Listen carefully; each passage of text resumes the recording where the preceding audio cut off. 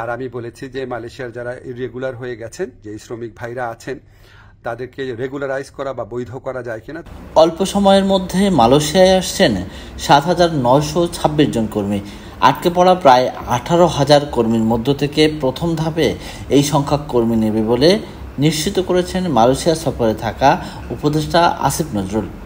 মালয়েশিয়াতে আসতে পারে নাই শেষ মুহূর্তে, তাদেরকে উনি মালয়েশিয়াতে আসার সুযোগ করে দিবেন। এটা নাম্বার ছিল ১৭,০০০-এর মতো।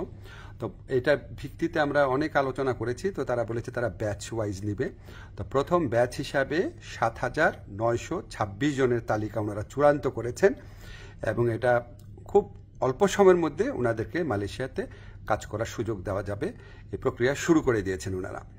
সেকেন্ড যে নিউজটা, ভবিষ্যৎ কর্মসংস্থানের ক্ষেত্রে আমরা বিভিন্ন সূত্রে জেনেছি আগামী কয়েক মাসে মালয়েশিয়া ১ থেকে ১.৫ লক্ষ বিদেশি শ্রমিক নিতে পারে। তো আমাদেরকে মালয়েশিয়ার যে ইন্টেরিয়র হিউম্যান রিসোর্স মিনিস্টার আছে, উনি আশ্বস্ত করেছেন লোক দেওয়ার ক্ষেত্রে বাংলাদেশকে সর্বোচ্চ অগ্রাধিকার দেওয়া হবে। এ সময় কাগজপত্রবিহীন কর্মীদের বৈধতা, মাল্টিপল ভিসা, শ্রমবাজার সহ বেশ কিছু ইস্যুতে নিজের ভেরিফাইড ফেসবুক পেজে কথা বলেন তিনি। আমরা বলেছি যে এখানে যে আপনার সিকিউরিটি গার্ড আছে বা কেয়ার গিভার আছে বা নার্স আছে, বাংলাদেশ থেকে নেওয়া যায় নাকি, স্কিল্ড ওয়ার্কফোর্স নেওয়া যায় নাকি। মালয়েশিয়ার স্বরাষ্ট্রমন্ত্রী সাইফুদ্দিন নাসুসান ইসমাইল ও মানব সম্পদ মন্ত্রী স্টিভেন সিমসে কেওয়ের সঙ্গে বৈঠকের পর এক ভিডিও বার্তায় আসিফ নজরুল বলেন, মালয়েশিয়া ১ থেকে ১.৫ লক্ষ বিদেশি কর্মী নেবে, যার সর্বোচ্চ সংখ্যক বাংলাদেশ থেকে। এ সময় সিন্ডিকেট মুক্ত শ্রমবাজারের জন্য মালয়েশিয়া সরকারের কাছে আবেদন জানানো হয়েছে বলে মন্তব্য করেন তিনি। বাংলাদেশ থেকে সবচেয়ে বেশি লোক নেবেন ওনারা, এটুকু আশ্বাস আমরা পেয়েছি। তো আমরা অনুরোধ করেছিলাম বাংলাদেশে যারা রিক্রুটিং এজেন্ট আছে তাদের সবার জন্য যেন উন্মুক্ত করে দেওয়া হয়, যাতে সবাই লোক পাঠানোর সুযোগ নিতে পারে।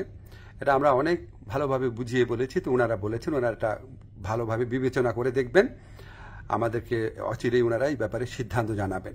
সফরে অন্যান্য খাতের সঙ্গে সিকিউরিটি গার্ড, নার্স ও স্কিল্ড ওয়ার্কার নেয়ারও অনুরোধ জানান অন্তর্বর্তী সরকারের এই উপদেষ্টা। বাংলাদেশিদের জন্য সিঙ্গেল এন্ট্রি ভিসার পরিবর্তে মাল্টিপল ভিসা করারও অনুরোধ জানান এবং বিষয়টি নিয়ে কাজ করারও প্রতিশ্রুতি দিয়েছে মালয়েশিয়া। তো আমাদের একটা বড় অগ্রগতি যেটা হয়েছে, আমি মালয়েশিয়ার যে ইন্টেরিয়র মিনিস্টার আছে ওনাকে রিকোয়েস্ট করেছিলাম, আমাদের শ্রমিকরা মাল্টিপল ভিসা পায় না, সিঙ্গেল এন্ট্রি পায়, অন্য দেশের শ্রমিকরা পায় মাল্টিপল এন্ট্রি।